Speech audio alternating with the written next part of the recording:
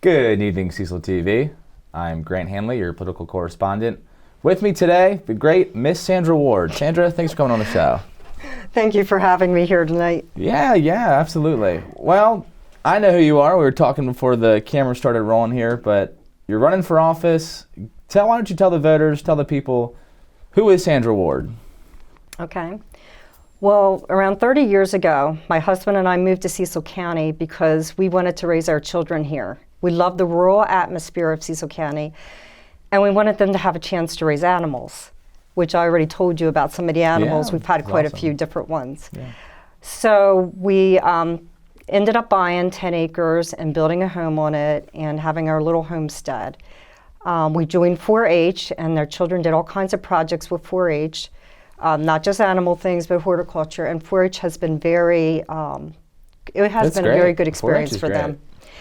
And then we also joined Civil Air Patrol. And some people don't know what it is, but it's a civilian auxiliary of the United States Air Force. And they do rescue missions, help in time of disaster. They also, my children were involved in their cadet program. Okay, great. Yeah, That's and they cool. teach about air and space. Yeah. So your family is this great background and history of Cecil County. That's cool. Yeah, and so I didn't mention either that I homeschooled all 8 of my children, and I taught in homeschool co-ops for several years. Oh, okay. All different kind of co-ops, from like 2 families up to many, like 20, 30 families, so in some co-ops. In fact, right now I'm teaching in a co-op of 30, I have 30 third and fourth graders in my class. Oh my gosh. And we do it weekly, and we do a lot of science experiments and activities. So I can really understand the needs of teachers to have pairs, professionals to assist them in their classrooms, because believe me, I am glad that I have 2 other adults in the classroom. In fact, one of the other adults helps with a special needs student that we have. Oh, great. And then the other thing is I'm a retired professional nurse. Oh. So just recently retired. That's cool. And I've done all types of nursing, from like being in a hospital in a NICU, which is a neonatal intensive care unit. I've worked in the community, public health, visiting nursing. I was a doula, taught childbirth classes.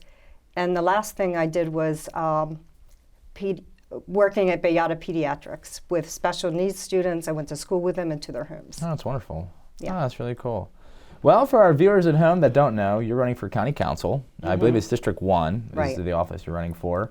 So why are you running for county council? Is there any pressing issues that have you, wanting to run? Yeah, there's a couple reasons. One is that I really want to give people a choice. And I'm a conservative. And I have, I want to make a difference in people's lives and to help people. So I've been doing this for a long time, just like when something needs to be done, I want to do it. Sure. I want to help people. So when I first began homeschooling, it wasn't legal in all the states.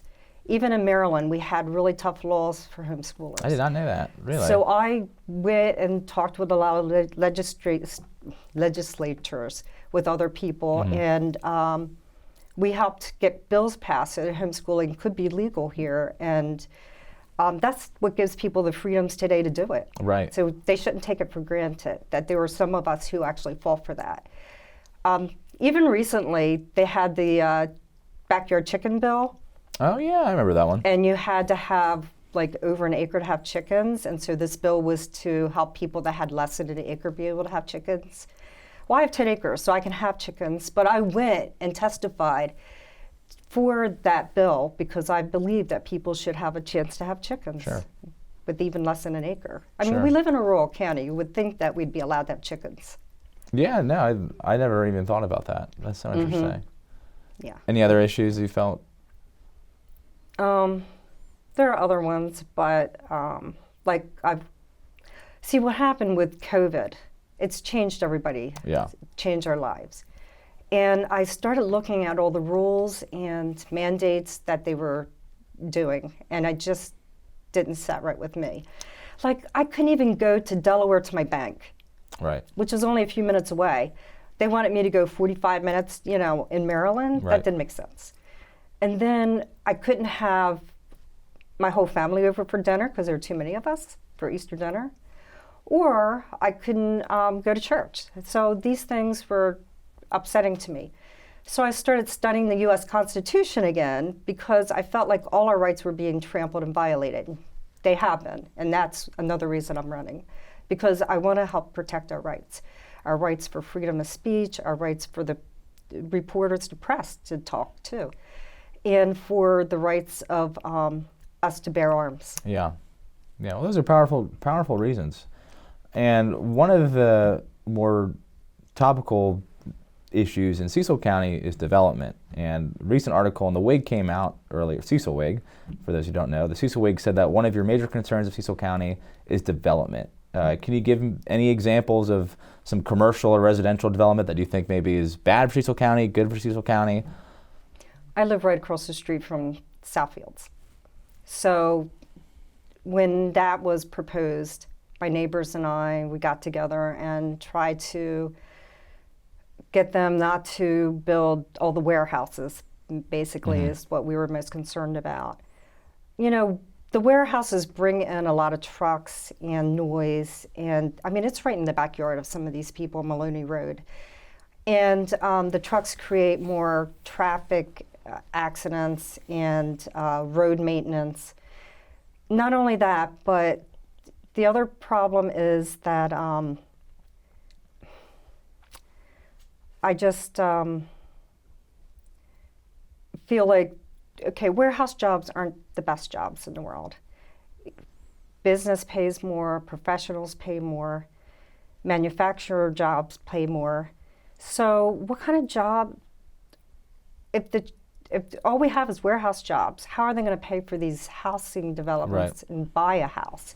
We need better paying jobs, not just warehouse jobs. So you argue while these warehouses bring in jobs, the cost with maybe the traffic and pollution and noise does not outweigh the benefit of the limited jobs that are being offered from them. Right. Gotcha. And they're just popping up all over Cecil County all at one time. And they expanded the enterprise zone in 2020 to include Southfields. For our viewers at home, enterprise zones are these development regulations where typically big entities, corporations, warehouses can get some tax slashes as an incentive to come and do business in Cecil County. So we're talking about Cecil County and talking about kind of, local regulations and local things. Talking about your specific qualifications and experiences, I know you sit on at least one or two boards. Can you just tell us about that a little bit? Well, 2 years ago, I ran for Cecil County Republican Central Committee, and I won that race. Oh, great. So I've been the secretary for them for the past couple of years. I also attend the Republican women's meetings and also the Moms for Liberty. Oh, wonderful, wonderful. Yeah. Well, it's a hot topic. You've probably seen signs and heard about it. Let's talk about school funding for a second here. County Executive Danielle Hornberger, her proposed funding falls short of what CCPS says it requires to maintain the school system. And this gap between county and CCPS is around $10 million. In your opinion, what does a middle ground look like? What does a compromise look like? And what is your overall view on this issue? The county needs to look at all the different departments. So the school is just one of the many departments. We definitely want to fund the schools well, and we definitely want the students to have what they need. Sure. Totally. But we also have to consider all the needs of everybody in the county. So we don't want to forget our veterans. We don't want to forget the people who are on disability or those on fixed incomes or retirees. We have to think about everybody in the county, all the different departments, and weigh them all. Fair enough. Kind of a fun question to round us out here. In a candidate survey in 2022, you cited Thomas Jefferson as your political role model. I'm just kind of curious, Why is that, and how does Thomas Jefferson influence maybe you as an aspiring politician today? I know it's a goofy one, but we thought it'd be fun. Well, I mean, he wrote the Declaration of Independence. He has done a lot for our country. He was in Washington, D.C., he was the first superintendent of the schools there. And his two main books, one was the Bible and one was a hymn book. And so he thought that the Bible should be in the public schools. Sure. Great. Well, before we wrap up, is there anything else you just want to say to those viewers at home and voters in Cecil County? Well, I